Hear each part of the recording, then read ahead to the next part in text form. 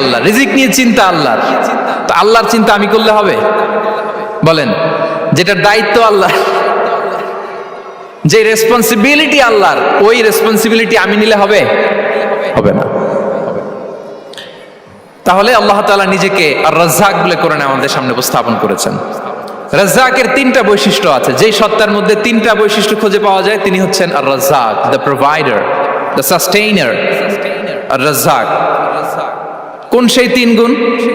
এক নম্বর গুণ হচ্ছে নো ডেফিসিয়েন্সি, তার কোনো অভাব থাকবে না।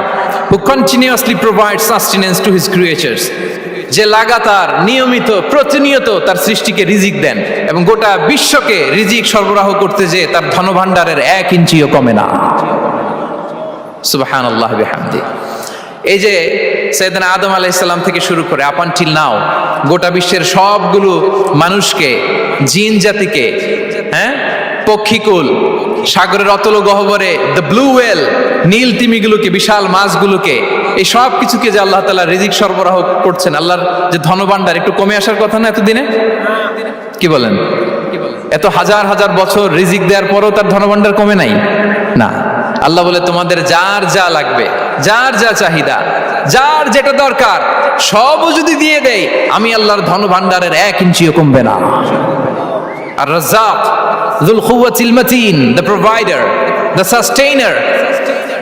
তাহলে রাজ্জাক হতে হলে ওই সত্তার তিনটা গুণ লাগে। এক হচ্ছে নো ডেফিসিয়েন্সি, তার কোনো ঘাটতি থাকতে পারবে না। 2 নম্বর কোয়ালিটি হচ্ছে নেভার ফরগেটফুল, তিনি ভুলতে পারবেন না। Who never forget the needs of his creation, তার সৃষ্টির কোথায় কার কখন কোনটা লাগে এটা ভুলে গেলে চলবে না।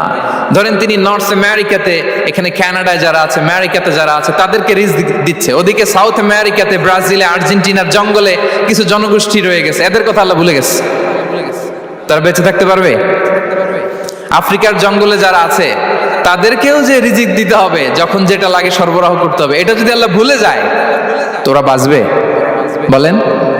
তাহলে যিনি আর রাজ্জাক তিনি হচ্ছেন নেভার ফরগেটফুল, কখনো তার সৃষ্টির কখন কি লাগে এটা কখনো তিনি ভুলতে পারবেন না। আল্লাহ তাআলা ভুলেন না, তিনি ভুলেন না, তিনি সব খেয়াল রাখেন। যখন যার যেটা যতটুকু দরকার তখন তাকে ততটুকু যিনি দেন তার নাম হচ্ছে রাজ্জাক। রাজ্জাক হতে গেলে যেই কোয়ালিটি লাগে তার 3 নম্বর কোয়ালিটি হচ্ছে কম্প্যাশনেট। কম্প্যাশনেট, দয়ালু, অনেক বেশি দয়ালু, এত বেশি দয়ালু যে তার বিরোধিতা করলেও তাকে রিজিক দেয়া থেকে তিনি বঞ্চিত করেন না।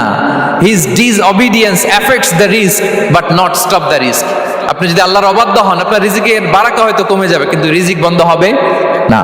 যে গোটা বিশ্বে যারা অবিশ্বাসী আছে, যারা নাস্তিক আছে, যারা আল্লাহদ্রোহী আছে, তারা কি খেয়ে পরে বেঁচে নাই?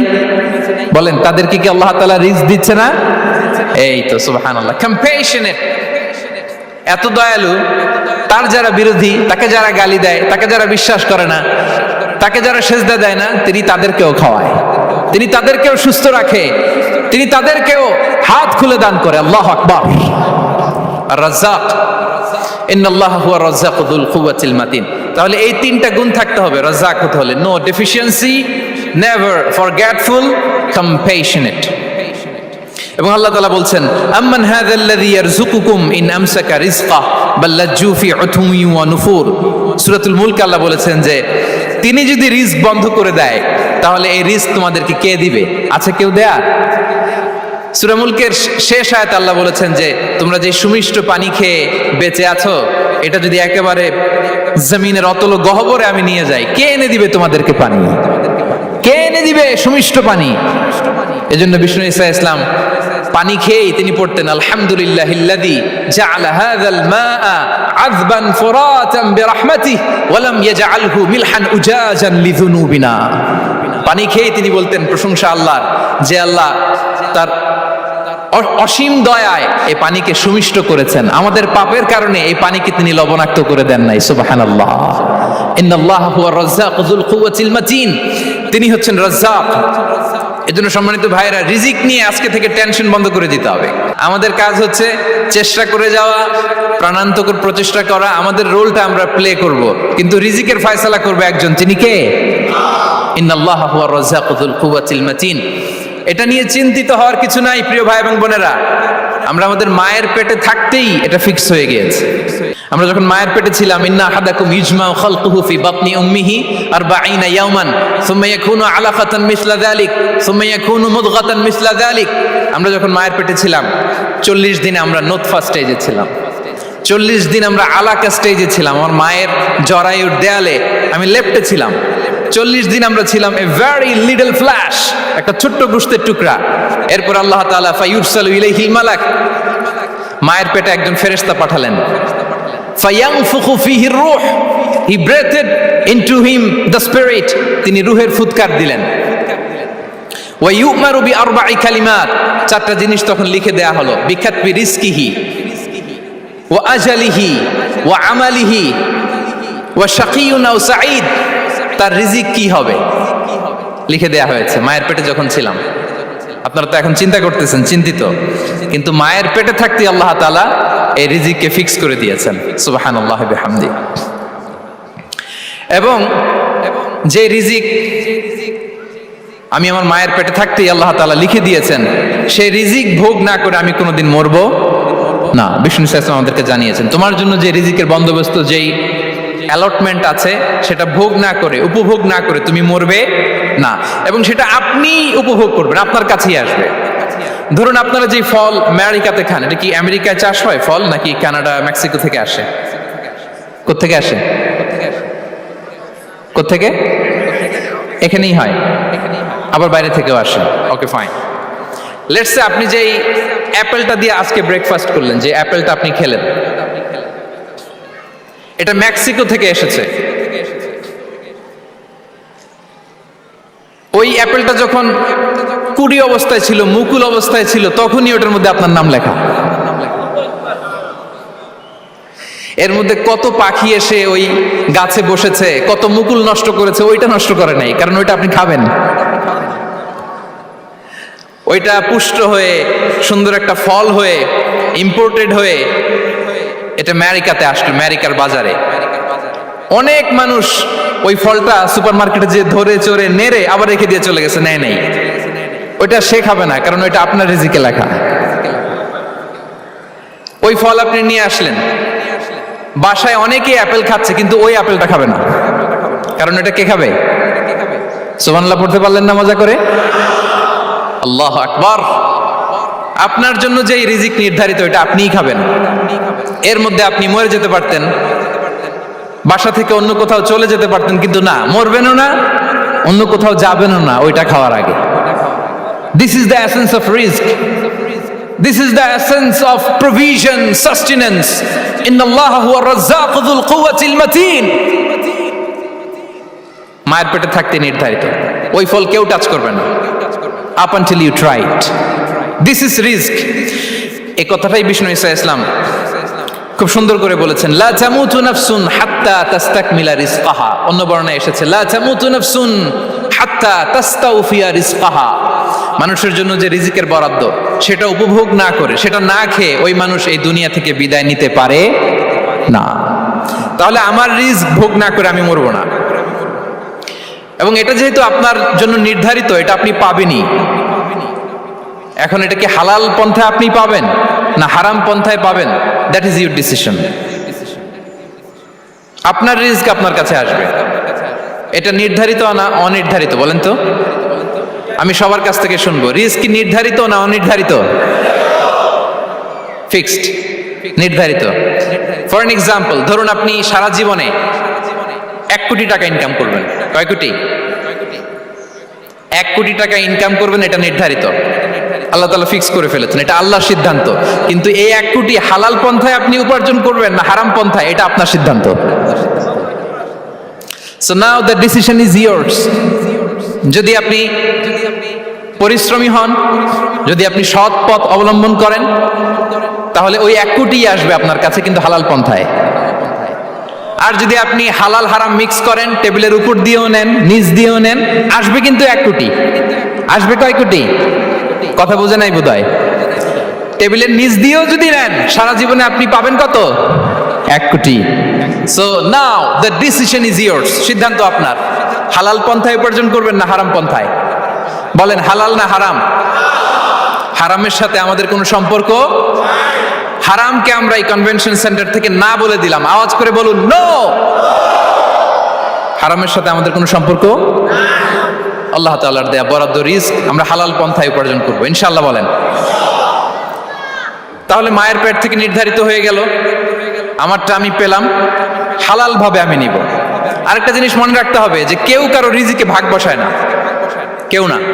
আমরা অনেকে মনে করি যে আমি ওকে দিলাম, ওকে খাওয়াইলাম, আমি বোধহয় খাওয়াইলাম। না, সে আপনারটা খায় নাই, সে তার রিজিকই খেয়েছে। আমাদের ঘরে আমাদের বন্ধু বান্ধব আসে অনেক সময়, আমাদের ঘরে অনেক সময় অতিথি আসে, তাদেরকে আমরা আপ্যায়ন করি, তাদেরকে খাওয়াই। আসলে সে আমারটা খায় না, সে কারটা খায়? তার নিজেরটাই খায়।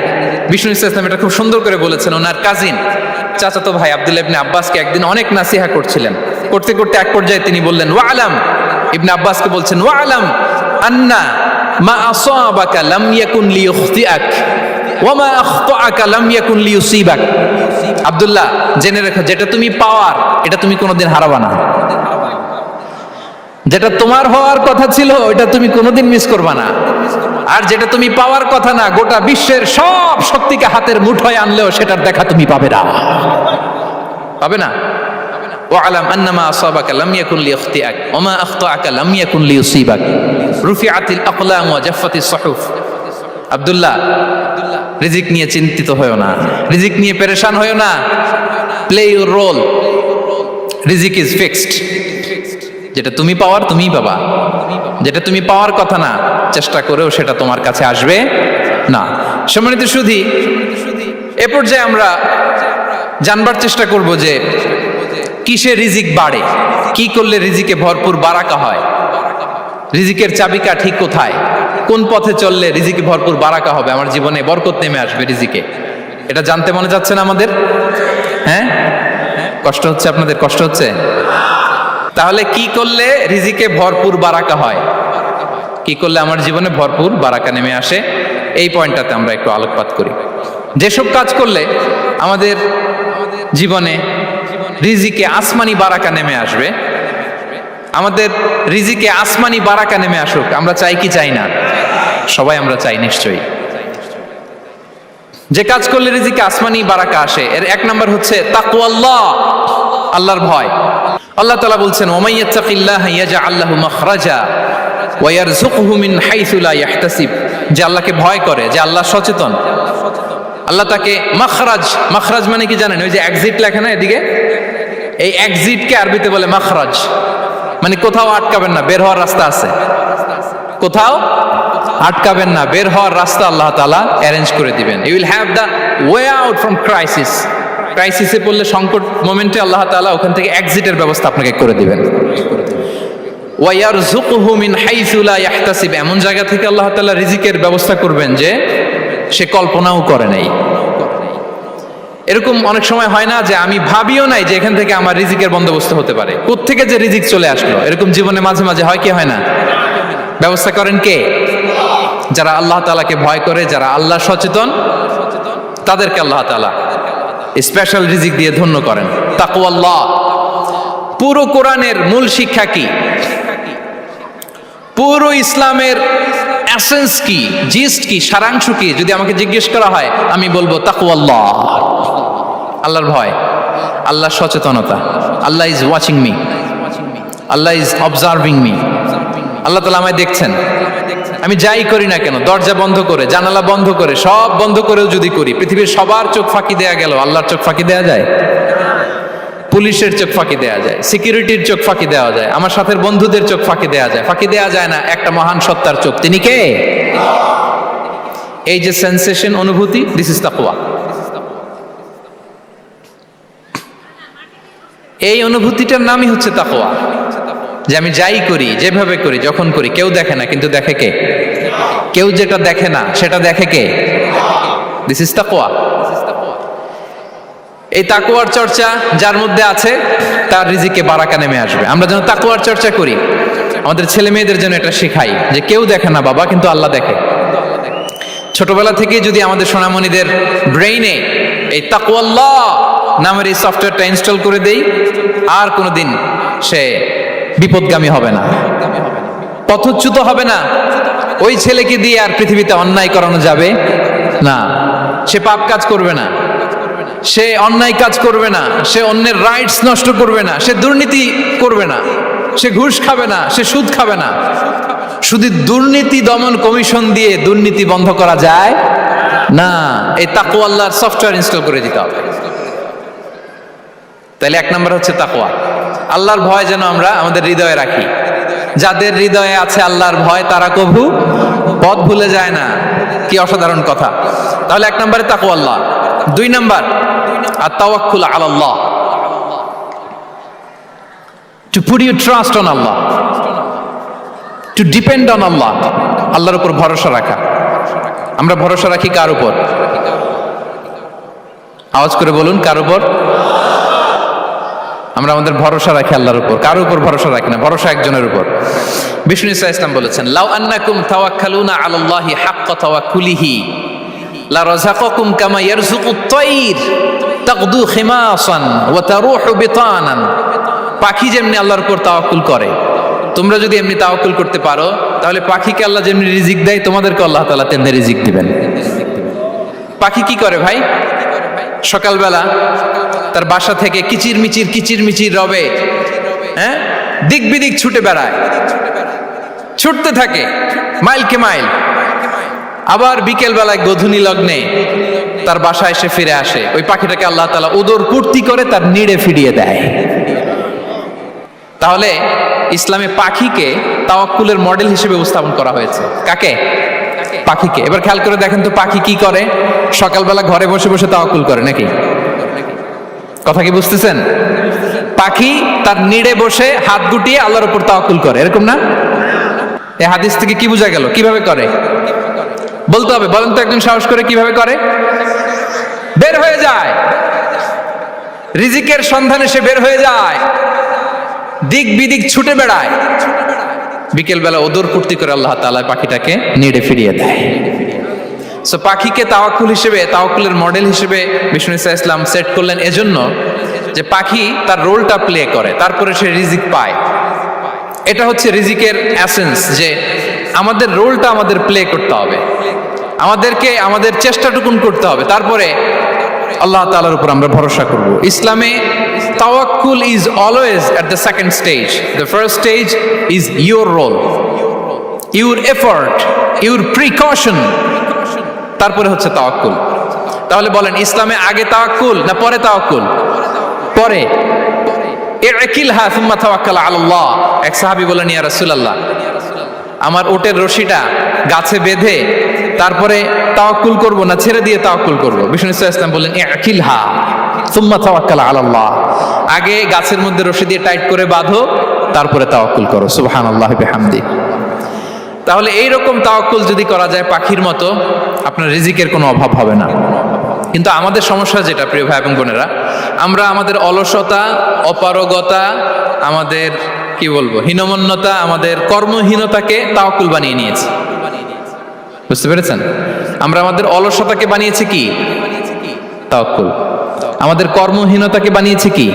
তাওয়াক্কুল। আমরা কি করি? আমরা বলি আল্লাহর উপর ভরসা করলাম, নিজে কিছু না করে। কি বলে? আমাদের বাংলা একটা কথা বলে, যা করে আল্লাহ। নিজের কোনো রোল প্লে নাই, নিজের কোনো প্রিকশন নাই, কোনো প্ল্যানিং নাই, কোনো পলিসি নাই, কোনো স্ট্র্যাটেজি নাই, বলে আল্লাহর উপর ভরসা করলাম, যা করে আল্লাহ। এরকম বলে না? এই যে যা করে আল্লাহ বলে যে তাওয়াক্কুল করলেন, এটা বিষ্ণু ইসা ইসলামের শিখানো পন্থায় তাওয়াক্কুল হয়েছে? কথা বলেন, হয়েছে? বিষ্ণু ইসা ইসলাম তো অপারগতা, দারিদ্রতা, অলসতা, অকর্মণ্যতা থেকে আল্লাহর কাছে পানাহ চেয়েছেন। তা আপনি এটা কি তাওয়াক্কুল করলেন? এটা তাওয়াক্কুল হয়নি। তাওয়াক্কুলের একটা সুন্দর পিকচার আমি আপনাদের সামনে এখন উপস্থাপন করব, আপনারা যদি একটু মনোযোগী হন। মনোযোগ আছে তো সবার? তাওয়াক্কুল কিভাবে করতে হয় আমরা একটু বিষ্ণু ইসা ইসলামের বায়োগ্রাফি থেকে দেখি। রাসূল সাল্লাল্লাহু আলাইহি ওয়াসাল্লামের হিজরতের ঘটনাটা আমি 1 মিনিটে একটু আপনাদেরকে সংক্ষেপে শোনাই, যে তাওয়াক্কুল কিভাবে তিনি করেন। ইসলামে তাওয়াক্কুল হচ্ছে কর্ম শেষে ফলাফলের জন্য আল্লাহর উপর নির্ভর করা। কারণ আমি কাজ করলাম, ফলাফল পজিটিভও হইতে পারে, নেগেটিভও হইতে পারে, ওটা নির্ধারণ করবে কে? ফয়সালা দেয় কে? তাহলে আমরা দেখি যে বিষ্ণু ইসা ইসলাম তিনি কিভাবে তাওয়াক্কুল করেছেন। যেদিন তিনি হিজরত করবেন, রাসূল সাল্লাল্লাহু আলাইহি ওয়াসাল্লামকে অনুমতি দেয়া হলো, সেদিন হিজরতের অনুমতি যে তিনি পেয়েছেন, মাইগ্রেশনের অনুমতি যে তিনি পেয়েছেন, এটা জানানোর জন্য তিনি আবু বকরের ঘরে চলে গেলেন দুপুরবেলা। কখন? প্রশ্নের উত্তর দিতে হবে, কখন? ফি ওয়াক্তি যাহিরা, দুপুরে। রাসূল সাল্লাল্লাহু আলাইহি ওয়াসাল্লাম দুপুরে বেরোতেন না। শুধু রাসূল সাল্লাল্লাহু আলাইহি ওয়াসাল্লামই না, আরবের লোকেরা দুপুরে বের হতো না, কারণ ওইটাকে বলা হতো ওয়াক্তুল কাইলুলা। আমরা পাওয়ার ন্যাপ নেই না, এই পাওয়ার ন্যাপের টাইম ছিল তখন। বাইরে প্রচন্ড রোদ, কেউ বেরোতো না, বিষ্ণু সাল্লাল্লাহু আলাইহি ওয়াসাল্লাম বেরোতেন না। দেখেন, বিষ্ণু সাল্লাল্লাহু আলাইহি ওয়াসাল্লাম ওনার চিরাচরিত অভ্যাসকে, হ্যাবিটকে ব্রেক করে দুপুরে বেরোলেন। বিষ্ণু সাল্লাল্লাহু আলাইহি ওয়াসাল্লাম কখনো মাস্ক পরতেন না, মানে মুখ ঢেকে চলতেন না, সবসময় মুখ খোলা। ওই দিন তিনি মাস্ক পরে বেরোলেন। মুতাকান্নিআন, খারাজা মুতাকান্নিআন, মানে রুমাল দিয়ে মুখটাকে ঢেকে বেরোলেন, দুপুরবেলা বেরোলেন, মানুষের চোখের সামনে যেন তিনি না পড়েন। দুপুরে বেরোলেন, মুখ ঢেকে বেরোলেন। আবু বকর রাদিয়াল্লাহু তাআলা আনহুর ঘরে যেয়ে বললেন, উযিনা লি বিল খুরুজ। আবু বকর, অনুমতি দেয়া হয়েছে, ঘরে কারা কারা আছে একটা কথা বলবো, সবাইকে বের করে দাও। আখরিজ মান ফিল বাইত। আবু বকর বললেন, ইয়া রাসূলুল্লাহ, ঘরে তো আপনার ফ্যামিলি। আয়েশা রাদিয়াল্লাহু তাআলা আনহার সাথে ততদিনে বিয়ে হয়ে গিয়েছে, কিন্তু সংসার শুরু হয়নি। দে আর পার্ট অফ ইউর ফ্যামিলি, আপনার সংসার। আয়েশা, আসমা। তখন তিনি আশা ফিরে পেলেন, বললেন, ঠিক আছে, তাহলে শোনো, উযিনা লি বিল খুরুজ, অনুমতি দেয়া হয়েছে, আমি থাকবো সাথে? রাসূল সাল্লাল্লাহু আলাইহি ওয়াসাল্লাম বললেন, হ্যাঁ, তুমি থাকবে। ওই দিন রাতে ওনারা বের হলেন মক্কা থেকে মদিনা একদিকে, উনি বেরোলেন আরেক দিকে। ধরেন মক্কা থেকে মদিনার রাউট হচ্ছে এইদিকে, আমরা তো এদিকেই বেরোবো নাকি? কথা কি বুঝতেছেন? বিষ্ণু বেরোলেন কোন দিকে? এইদিকে। সুবহানাল্লাহ বললেন না? এজন্য আবেগ একটু কন্ট্রোল করতে হবে।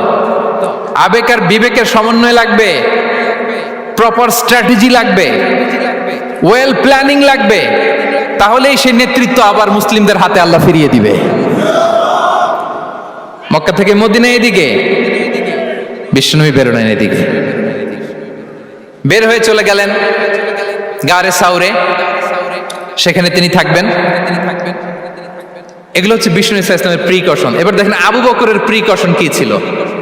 আবু বকর রাদিয়াল্লাহু প্ল্যান করলেন, বিষ্ণুনবী যেহেতু 3 দিন এই গারে সাউরে থাকতে চান, রাত্রিবেলা বের হয়ে তো ওনার অবস্থান শুরু করলেন, তাহলে 3 দিন মক্কায় আমাদের ব্যাপারে কি বলে, কে কি বলে, এটা আমাদের জানার দরকার আছে না নাই? ওনার ছোট্ট ছেলে আব্দুল্লাহকে উনি অ্যাসাইন করলেন। Abdullah, now you have a very, খুবই গুরুত্বপূর্ণ একটা দায়িত্ব তোমাকে পালন করতে হবে। কি? তুমি সকালবেলা মক্কার বাজারে যে এই দোকানে যাবা, ওই দোকানে যাবা, ওই দোকানে যাবা, দেখবা যে মক্কার কুরাইশরা কে কি বলে, কারণ তারা তো আমাদেরকে খুঁজবে, তন্ন তন্ন করে খুঁজবে। তারা কে কি বলে এই তথ্যটা এসে আব্দুল্লাহ তুমি আমাদেরকে দিয়ে দিবে। সুবহানাল্লাহ। আবু বকর রাদিয়াল্লাহু তাআলা আনহুর ছোট্ট ছেলে আব্দুল্লাহ মক্কার বাজারে এখানে যায় ওখানে যায়, কে কি বলে সে সব শুনে আস্তে করে এসে মরুভূমি পার হয়ে গারে সাউরে যে আবু বকর রাদিয়াল্লাহু তাআলা আনহুর কাছে ইনফরমেশন সব দিয়ে দিচ্ছে। কিন্তু দেখেন, যেই মুহূর্তে আব্দুল্লাহ তথ্য নিয়ে মক্কা থেকে গারে সাউরে আসে, আব্দুল্লাহ যখন হেঁটে হেঁটে আসে, মরুভূমির বালুর মধ্যে তার ফুটপ্রিন্ট পড়ে যায় না? কথা বলেন না কেন? পড়ে যায় না? তা আবু জাহেল, উতবা সাইবার তো বেশি কষ্ট করা লাগে না, তারা খুঁজতে খুঁজতে যখন আব্দুল্লাহর ফুটপ্রিন্ট পেয়ে যায়, ছোট্ট বাচ্চার ফুটপ্রিন্ট, এটা ফলো করলেই তো আবু বকর আর মুহাম্মদ, ঠিক কিনা? সুবহানাল্লাহ। আবু বকর রাদিয়াল্লাহু তাআলা আনহুর প্ল্যানিং দেখেন, তিনি যেমনি ছোট্ট আব্দুল্লাহকে ইনফরমেশন গ্যাদার করার জন্য সেট করলেন, তিনি উনার একটা রাখালকে সেট করলেন, তার নাম হচ্ছে আমির ইবনে ফুহায়রা। আমির ইবনে ফুহায়রাকে তিনি অ্যাসাইন করে বললেন, আমির, আব্দুল্লাহ যখন সকালবেলা আমাদেরকে ইনফরমেশন দিয়ে চলে যাবে, তুমি আমার